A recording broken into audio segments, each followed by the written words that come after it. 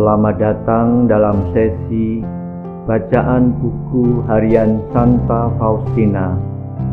Para opa, oma, bapak, ibu, dan sahabat-sahabat sekalian, mari kita baca dan dengarkan bersama-sama.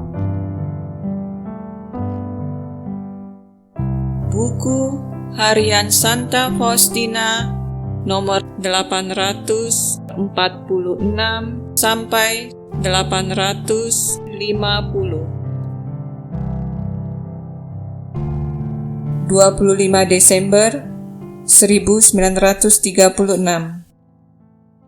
Misa tengah malam. Dalam misa, kehadiran Allah menembus diriku terus-menerus. Sesaat sebelum pengangkatan hosti dalam doa syukur agung, aku melihat Bunda Allah dan bayi Yesus dan orang tua yang kudus.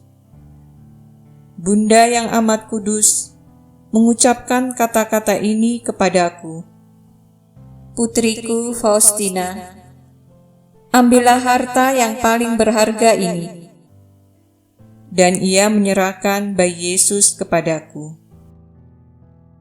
Ketika aku menerima Yesus dengan tanganku, jiwaku merasakan sukacita yang tak terperikan, sehingga aku tidak dapat melukiskannya. Anehnya, sesaat kemudian Yesus menjadi menakutkan, tampak mengerikan, sudah dewasa dan menderita. Dan kemudian penglihatan itu lenyap. Dan tak terasa, misa sudah sampai pada komuni kudus. Ketika aku menyambut Tuhan Yesus dalam komuni kudus, jiwaku gemetar karena pengaruh kehadiran Allah. Hari berikutnya, aku melihat bayi ilahi sekilas pada saat pengangkatan hosti dalam doa syukur agung. Pada hari kedua pesta Natal, Pastor Andras datang untuk merayakan misa bersama kami. Dan dalam misa itu, aku sekali lagi melihat Yesus kecil. Petang hari, aku pergi mengaku dosa. Pastor Andras tidak memberikan jawaban atas sejumlah pertanyaanku yang berkaitan dengan karya itu. Ia berkata, apabila kesehatanmu sudah pulih, kita akan membicarakan langkah-langkah konkret.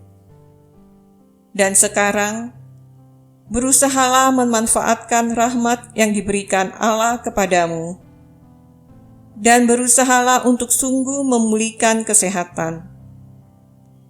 Untuk hal-hal lain, engkau tahu panduan apa yang harus diikuti, dan arah mana yang harus diambil dalam hubungan dengan masalah ini.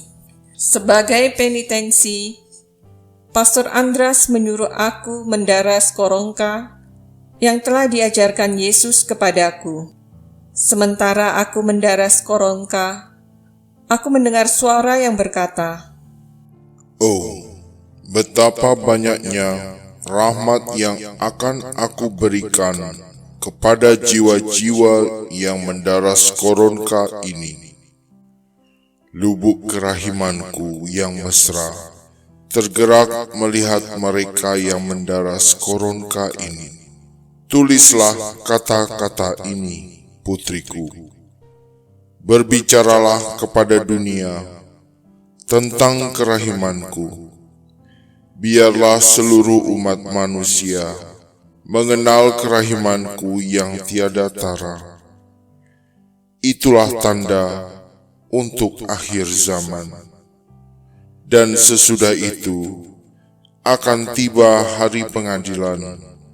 Sementara masih ada waktu, biarlah mereka datang ke sumber kerahimanku. Semoga mereka mengambil manfaat dari darah dan air yang mengalir untuk mereka. O jiwa-jiwa insani, kemana kalian menyembunyikan diri pada hari murka Allah. Bernaunglah sekarang juga pada sumber kerahiman Allah. Oh, betapa besarnya himpunan jiwa-jiwa yang aku lihat. Mereka menyembah kerahiman ilahi dan akan melambungkan nada pujian sampai selama-lamanya. 27 Desember. Hari ini, aku kembali ke tempat pengasingan. Aku menikmati perjalanan yang indah ketika berkendara bersama seorang yang membawa bayinya untuk dibaptis. Kami memberi dia tumpangan sampai ke gereja di Podgorze. Ketika mau turun, ia menaruh bayinya dalam pelukanku.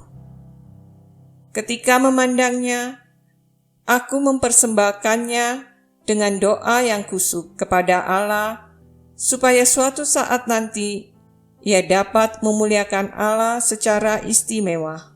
Aku merasakan dalam jiwaku bahwa Tuhan memandang jiwa mungil ini dengan perhatian khusus. Ketika kami tiba di Pratnik, Suster N membantuku membawa barang-barangku.